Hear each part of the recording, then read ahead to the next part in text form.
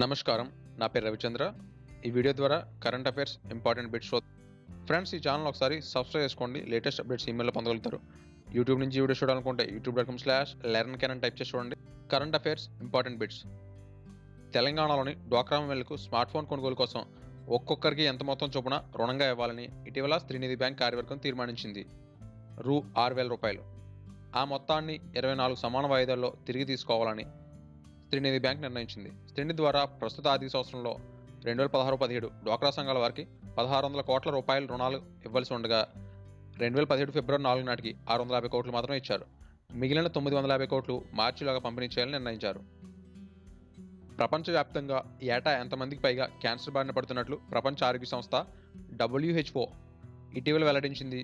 1.4 కోట్ల మంది. 2030 నాటికి ఈ సంఖ్య 2.1 కోట్లు పెరిగే ముప్పుందని 2017 ఫిబ్రవరి 4న ప్రపంచ క్యాన్సర్ దినోత్సవం సందర్భంగా WHO వెల్లడించింది. ప్రస్తుతం ప్రతి 6 మరణాల్లో ఒకటి క్యాన్సర్ వ్యాధి వల్ల సంభవిస్తుందని వివరించింది. 2017 ఫిబ్రవరిలో హాంకాంగ్లో జరిగిన ఆసియా స్క్వాష్ టోర్నీలో భారత పురుషుల జట్టు ఏ జట్టును ఓడించి స్వర్ణాన్ని గెలిచింది? మలేషియా. ఈ టోర్నీలో భారత్ పసిడి గెలవడం ఇది రెండోసారి. 2011లో పాకిస్తాన్ ఓడించి పసిడి సాధించింది. గత 3 ఏళ్లలో ఎంతమంది రచయితలు సాహిత్య అకాడమీ అవార్డులను వెనక్కి ఇచ్చినట్లు 2017 ఫిబ్రవరిలో కేంద్ర ప్రభుత్వం లోక్సభలో వెల్లడించింది. 39 మంది. భావ ప్రకటన స్వేచ్ఛపై దాడి జరుగుతున్నప్పుడు అకాడమీ మౌనం పాటించిందని ఆరోపిస్తూ ఈ రచయితల అవార్డులను వెనక్కి ఇచ్చినట్లు కేంద్ర సాంస్కృతిక శాఖ మంత్రి మహేష్ శర్మ పేర్కొన్నారు.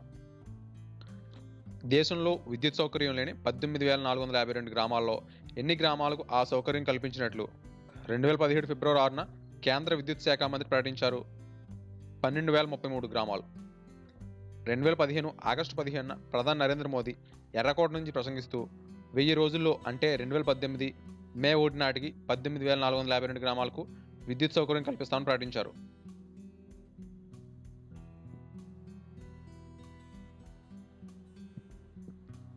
ఏ సంవత్సరం నాటికి అమెరికాను వెనక్కి నెట్టి భారత్ ప్రపంచంలో రెండో అతిపెద్ద ఆర్థిక వ్యవస్థగా అవతరిస్తుందని ఇటీవల PwC ప్రైస్ వాటర్ హౌస్ కోపర్స్ నివేదిక వెల్లడించింది.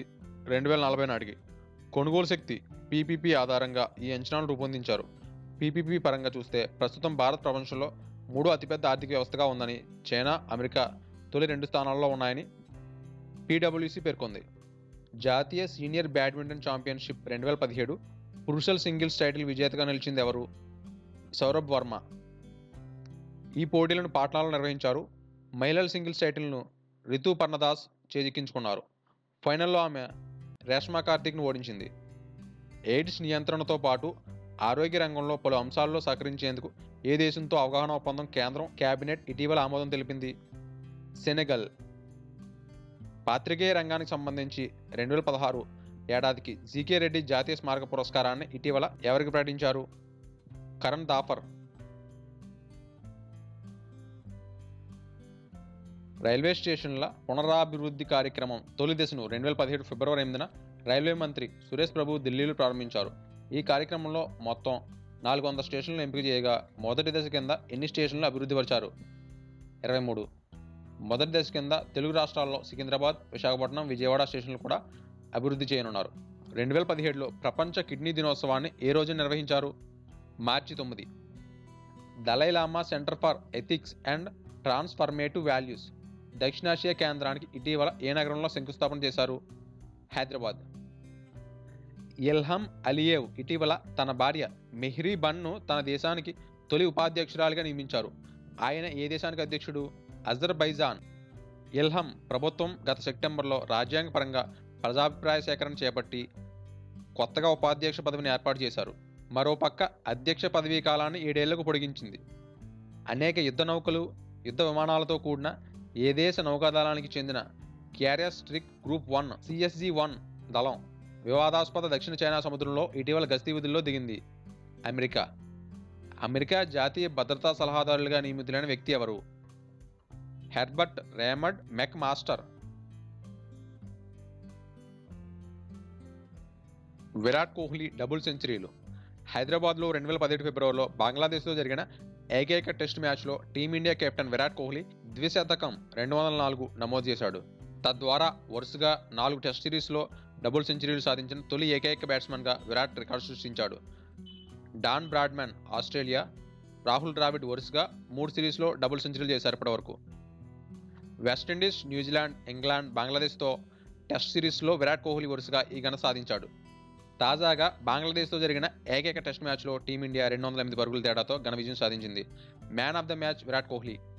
బంగ్లాదేశ్తో జరిగిన ఏకైక టెస్ట్ను నెగ్గిన టీమిండియా మరో రికార్డును సృష్టించింది. ఇది విరాట్ కోహ్లీ నేతృత్వంలో భారత్కు వరుసగా ఓటమి లేకుండా 19వ మ్యాచ్.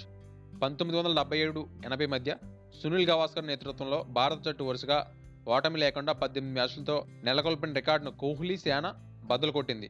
గత 19 మ్యాచ్ల్లో భారత్ 15 మ్యాచ్లు నెగ్గి 4 మ్యాచ్లు డ్రా చేసింది. ఈ మ్యాచ్లన్నింటిలో కోహ్లీనే భారత్ కెప్టెన్. టెస్టుల్లో భారత్ చివరిసారిగా 2015లో శ్రీలంక చేతిలో ఓడింది.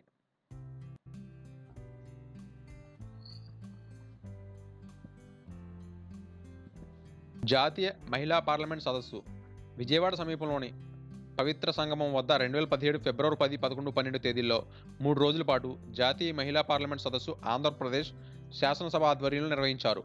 బౌద్ధుల ఆధ్యాత్మిక గురువు, నోబెల్ శాంతి బహుమతి గ్రహీత దలైలామా తొలి రోజు సదస్సుకు ముఖ్య అతిథిగా హాజరై ప్రసంగించారు. కేంద్ర మంత్రులు Venkaiah Naidu, Ashok Gajapathi Raju, CM Chandrababu Naidu, Bangladesh parliament speaker Shirin Sharmin Chaudhury, AP శాసనసభ స్పీకర్ కోడెల శివప్రసాదరావు, ఆంధ్రప్రదేశ్ మహిళా కమిషన్ చైర్పర్సన్ నన్నపనేని రాజకుమారి, బంగ్లాదేశ్ సామాజిక ఆర్థికవేత్త, నోబెల్ పురస్కార గ్రహీత doctor Muhammad Yunus, Puducherry lieutenant governor Kiran Bedi, తెరాస ఎంపీ కల్వకుంట్ల కవిత తదితరులు ఈ సదస్సుకు హాజరయ్యారు. రెండో రోజు సదస్సుకు గవర్నర్ నరసింహన్ ముఖ్య అతిథిగా హాజరై ప్రసంగించారు. ఆంధ్రప్రదేశ్లో మహిళలు, బాలికల పట్ల వివక్ష, హింసను అంతమొందించడానికి ఐక్యరాజ్యసమితితో కలిసి పనిచేసేందుకు రాష్ట్ర ప్రభుత్వం అవగాహన ఒప్పందం కుదుర్చుకుంది. మూడో రోజు సదస్సుకు లోక్సభ స్పీకర్ సుమిత్రా మహాజన్ ముఖ్య అతిథిగా హాజరయ్యారు. యువతలో మహిళల పట్ల గౌరవభావాన్ని పెంపొందించేందుకు తల్లికి వందనం పేరుతో కొత్త కార్యక్రమాన్ని పాఠశాలలు, కళాశాలల్లో చేపడతామని సీఎం చంద్రబాబు వెల్లడించారు.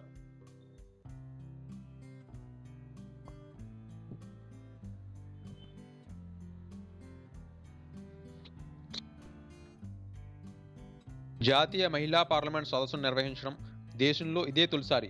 మహిళా సాధికారతతో సామాజిక రాజకీయ సవాళ్లు, మహిళల స్థితిగతులు, నిర్ణయాధికార శక్తి, మీకు మీరే విజేత, స్వయగుర్తింపు నిర్మాణం, భవిష్యత్ దార్శనికత, రాజకీయాల్లో మహిళలు ప్రపంచంలో మార్పు సాధకులు అనే అంశంపై సదస్సులో చర్చాగోష్ఠులు నిర్వహించారు.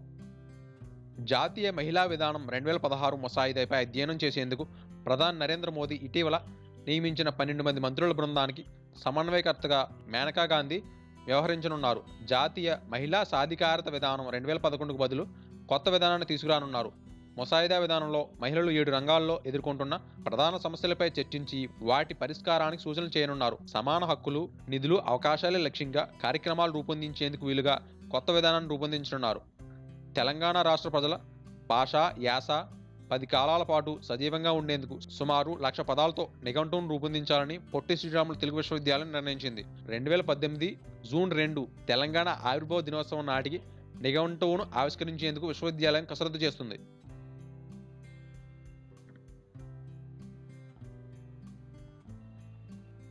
ఫ్రెండ్స్, ఈ ఛానల్ ఒకసారి సబ్స్క్రైబ్ చేసుకోండి. లేటెస్ట్ అప్డేట్స్ ఈమెయిల్ పొందగలుగుతారు. యూట్యూబ్ నుంచి ఈ వీడియో చూడాలనుకుంటే youtube.com/learn టైప్ చేసి చూడండి. మీకు ఈ వీడియో నచ్చినట్లయితే లైక్ ఇవ్వండి, లేదా కామెంట్ ఇవ్వండి. ఈ వీడియోని ఫేస్బుక్, ట్విట్టర్, గూగుల్ ప్లస్లో షేర్ చేయండి. Thanks for watching.